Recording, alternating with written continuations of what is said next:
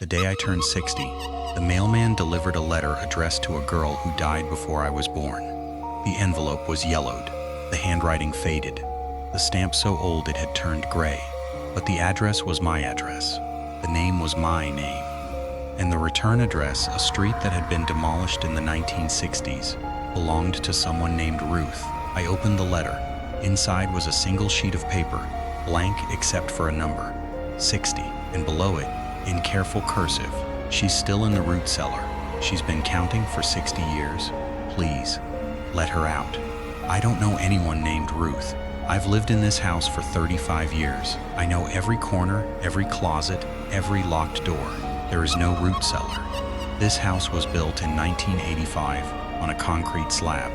No cellar, no basement. But that afternoon, while I was gardening, I found a trapdoor in the yard, hidden under the azalea, covered with leaves and dirt.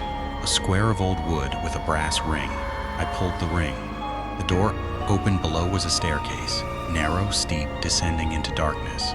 The steps were stone, worn smooth, and they glowed faintly, a soft amber light that seemed to come from the stone itself. I counted the steps I could see. 1, 2, 3. The rest vanished into shadow. My name is Henry. I'm a retired botanist. I've spent my life studying things that grow in the dark, mosses, ferns, fungi. I know that life finds a way, even in the most impossible places. But the root cellar beneath my garden wasn't impossible. It was there. It had always been there. I just hadn't been looking. I climbed down 4, 5, 6. The walls were close, brushing my shoulders. 7, 8, 9. They were covered in drawings, stick figures, a house, a tree, a little girl with pigtails, and numbers. 60 over and over in every color, every stage of fading. 10, 11, 12. The air grew cold. My breath fogged. 13, 14, 15. I could hear a sound, soft, rhythmic, like a heartbeat. But it wasn't a heartbeat, it was counting. A child's voice coming from below. 51, 52, 53, 54, 55, 56, 57, 58, 59. A pause, then 60. He's here. 16, 17, 18. The stairs began to spiral. 19, 20, 21. The walls were no longer stone. They were dirt. Roots hung from the ceiling, thin and white, like the veins of a dead thing. 22, 23, 24.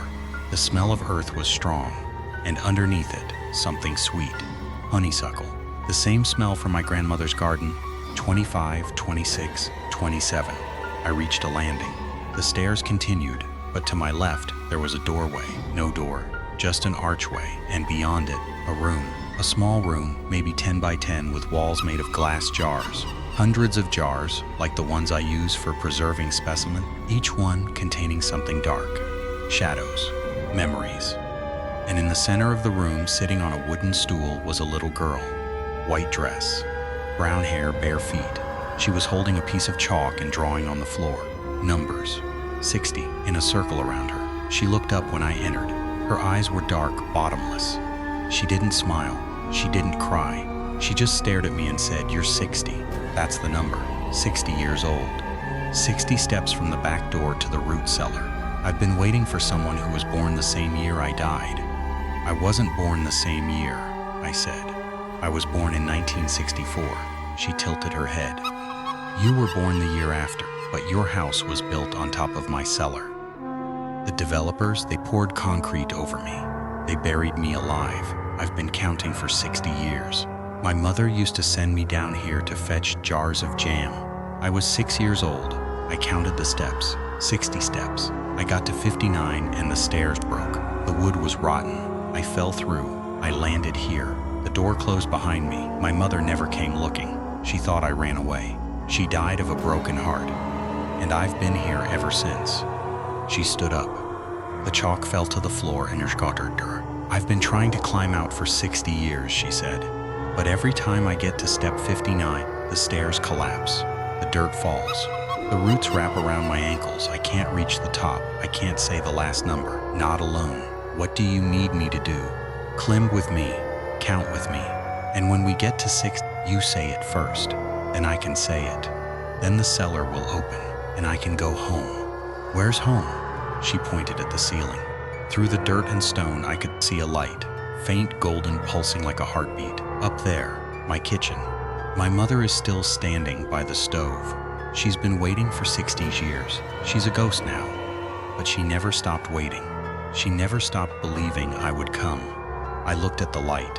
I thought about my own mother, who died when I was 50. I thought about the things we leave behind, the cellars we seal shut, the numbers we never say. I took the girl's hand. It was cold, so cold. We climbed. The stairs were there, hidden beneath the dirt. We uncovered them as we climbed, brushing away the earth, revealing the old wood beneath. 1, 2, 3. The girl climbed beside me, her white dress brushing against the walls. She was light, weightless, like climbing with a memory. 4, 5, 6. The walls began to change. The drawings faded. The numbers smoothed over. 7, 8, 9. The air grew warmer. The smell of earth was replaced by the smell of bread baking. 10, 11, 12. The girl started to age. Her face lengthened. Her hands grew larger. 13, 14, 15. She was a teenager. Her white dress became a school uniform. 16, 17, 18. She was a young woman. Her brown hair fell loose. 19, 20, 21. She was my age, 60. Her face was lined, her eyes were tired, but her grip was firm. 22, 23, 24. She was older than me now. Gray hair, wrinkles, her breath was a whisper. 25, 26, 27. We climbed faster. The light grew brighter. I could see a door above us, a kitchen door, painted yellow, with a brass knob shaped like a rolling pin. 28, 29, 30. The girl was ancient, fragile. Her hand was a bird's bone in mine. 31, 32, 33. She started to cry, silent tears that left tracks on her weathered cheeks. I'm so tired, she whispered. I've been falling for so long. 34, 35, 36. I pulled her up. I lifted her. I carried her the way you'd carry a child or a grandmother or a promise you couldn't break. 37, 38, 39. The door was close. I could see the kitchen. I could see a woman, young and beautiful, standing by the stove. 40, 41, 42. The woman turned. She smiled. She reached out her arms. Abigail, she called. Abigail, come home. Your jam is ready. 43, 44, 45. The girl in my arms was light again. She was a child again. Her white dress was bright. Her pigtails were neat. Her eyes were full of tears, but she was laughing. 46, 47, 48. I reached the door. I set her down on the landing. She ran to her mother.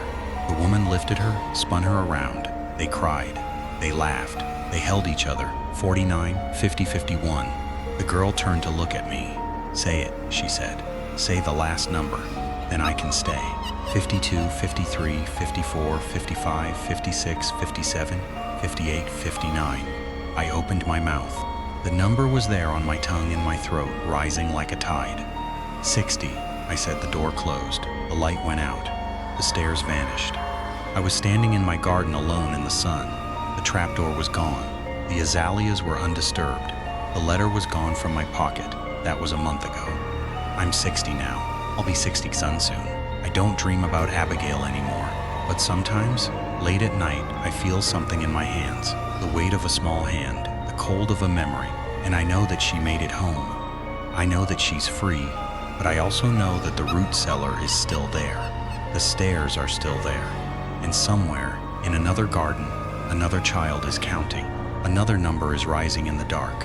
Last night, I found a key in my greenhouse. Brass, old, with a number stamped into the head. 61. I don't know where it came from. I don't know what door it opens. But I know that next year, on my 61st birthday, I'm going to find out. Because the counting never stops. It just changes numbers. And somewhere, in a basement or a well or a root cellar, another child is waiting. Another door is opening. Another number is rising in my throat like a prayer. I'm 60 years old. I have maybe 20 good years left, and I'm going to spend every one of them climbing. Not because I'm brave, because I'm a botanist. I know about things that grow in the dark. I know that every seed needs to be buried before it can bloom. And I know that there are so many children who have been waiting for someone to plant them in the light. Tonight, I'm going to put the new key on my nightstand. I'm going to sleep with the lights on, and at 3:60 a.m., if such a time existed, I'm going to listen for a child's voice. for a whispered number, for the sound of a cellar opening in the dark. 1, 2, 3. I'm ready.